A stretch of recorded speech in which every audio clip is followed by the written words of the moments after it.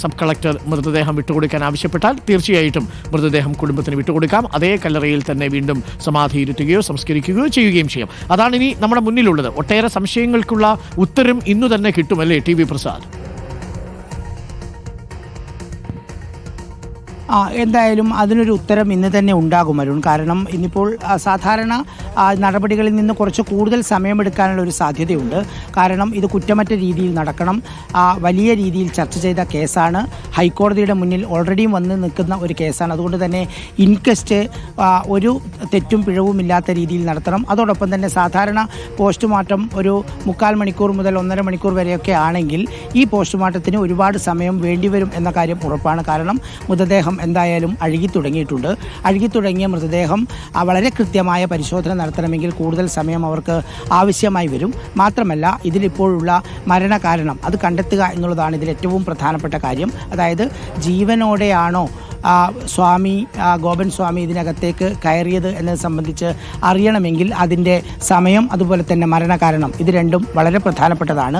അത് കണ്ടുപിടിക്കുക എന്ന ഒരു ഉത്തരവാദിത്തം, വലിയ ടാസ്ക് തന്നെയാണ് അത് ഫോറൻസിക് സർജന്മാരുടെ മുന്നിലുള്ളത്. കാരണം ഹൈക്കോടതിയുടെ മുന്നിലുള്ള ഒരു കേസ്, ഇത്രയേറെ മാധ്യമങ്ങൾ ചർച്ച ചെയ്യുന്ന, ജനങ്ങൾ ഉറ്റുനോക്കുന്ന ഒരു കേസ്, അത് ഒരു പഴുതുമില്ലാതെ നടത്തണം എന്നുള്ളത് തന്നെയാണ് ഇവരുടെ തീരുമാനം. അതിൽ കുറച്ച് സമയം കൂടുതൽ വേണ്ടിവരും എന്ന കാര്യം ഉറപ്പാണ്.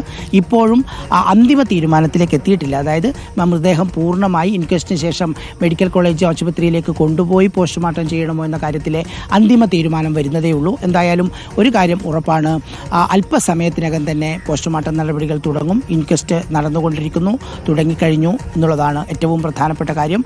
അതിനുള്ള എല്ലാ വിവരമാണ് ഇപ്പോൾ പ്രേക്ഷകർക്ക് ലഭ്യമാവുന്നത്. മൃതദേഹം പുറത്തെടുത്തിരിക്കുന്നു. അഴുകിയ നിലയിലായിരുന്നു മൃതദേഹം. പുറത്തെടുക്കുമ്പോൾ അത് ഇരുന്ന നിലയിൽ നെഞ്ചോളം പൂജാദ്രവ്യങ്ങൾ അടുക്കിയ നിലയിലായിരുന്നു. പ്രദേശത്ത് രൂക്ഷ ഗന്ധമുണ്ട്. ഇപ്പോൾ ഗോപൻ സ്വാമിയുടെ മൃതദേഹം പോസ്റ്റ്മോർട്ടം ടേബിളിലേക്ക് മാറ്റി ഇൻക്വസ്റ്റ് നടപടികൾ പുരോഗമിക്കുകയാണ് എന്നതാണ് ഏറ്റവും ഒടുവിലത്തെ വിവരം.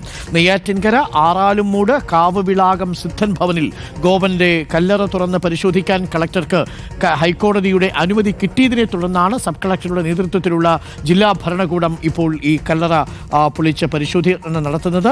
ഗോപനെ അടക്കിയ കല്ലറ തുറക്കാനുള്ള തീരുമാനത്തിനെതിരെ ഭാര്യ സുലോചനയും മക്കളായ സനന്ദനും രാജസേനനും കോടതിയിൽ നൽകിയ ഹർജി പക്ഷേ കോടതി തള്ളുകയായിരുന്നു. പോലീസിന് FIR ഇടാനുള്ള അവകാശമുണ്ട്. അസ്വാഭാവിക മരണമാണോ എന്നറിയേണ്ടത് നമ്മുടെ ആവശ്യമാണ്. ഡെത്ത് സർട്ടിഫിക്കറ്റ് ഉണ്ടോ തുടങ്ങിയ ചോദ്യങ്ങൾക്ക് ഉത്തരമുണ്ടാവാതെ പോയി.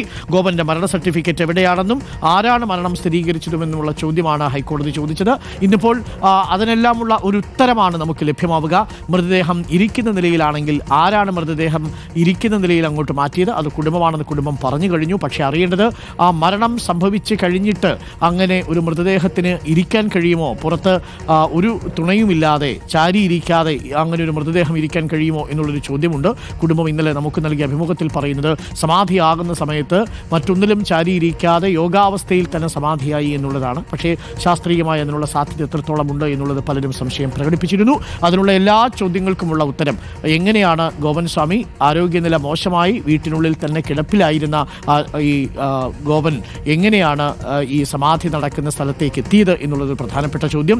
2 BP-ക്കും ഷുഗറിനുമുള്ള മരുന്നും ഒക്കെ കഴിച്ചതിന് ശേഷമാണ് മരണത്തിലേക്ക് പോയിരിക്കുന്നത് എന്നുള്ളതാണ്. ഇത് എത്ര കണ്ട് വിശ്വസിക്കാൻ കഴിയുമെന്നുള്ളൊരു പ്രധാനപ്പെട്ട ചോദ്യം. 3 മറ്റാരെയും അറിയിക്കാതെ ഏകദേശം 12-16 മണിക്കൂർ മൃതദേഹവുമായി കുടുംബാംഗങ്ങൾ മാത്രമായിരുന്നു ഉണ്ടായിരുന്നത്.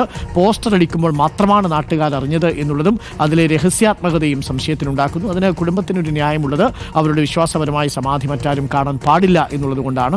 പക്ഷേ ആ വാദങ്ങളൊന്നും കോടതിയുടെ മുന്നിൽ നിന്നില്ല. ഏറ്റവും പ്രധാനപ്പെട്ടത് ഒരു ഡെത്ത് സർട്ടിഫിക്കറ്റ് സ്വാഭാവിക മരണത്തിന് കിട്ടണമെന്നുണ്ടെങ്കിൽ പരിശോധന പൂർത്തിയാക്കേണ്ടതുണ്ട്. അതിനിപ്പോൾ കുടുംബം സഹകരിക്കുന്നു എന്നുള്ളതാണ് ഏറ്റവും പ്രധാനപ്പെട്ട കാര്യം. വലിയ പോലീസ് സേനാ വിന്യാസമുണ്ട്. മൃതദേഹം പുറത്തെടുത്തിരിക്കുന്നു. ഇപ്പോൾ ഏറ്റവും ക്ലോസ് വിഷ്വൽസ് ആണ് പ്രേക്ഷകർ കാണുന്നത്. ഇൻക്വസ്റ്റ് നടപടികൾ വീക്ഷിക്കുന്ന ഉദ്യോഗസ്ഥരെയും കളക്ടറെയും ഉദ്യോഗസ്ഥരെയും ഒക്കെ പ്രേക്ഷകർക്ക് ആ ദൃശ്യങ്ങളിൽ കാണാൻ സാധിക്കുന്നു എന്നുള്ളതാണ്.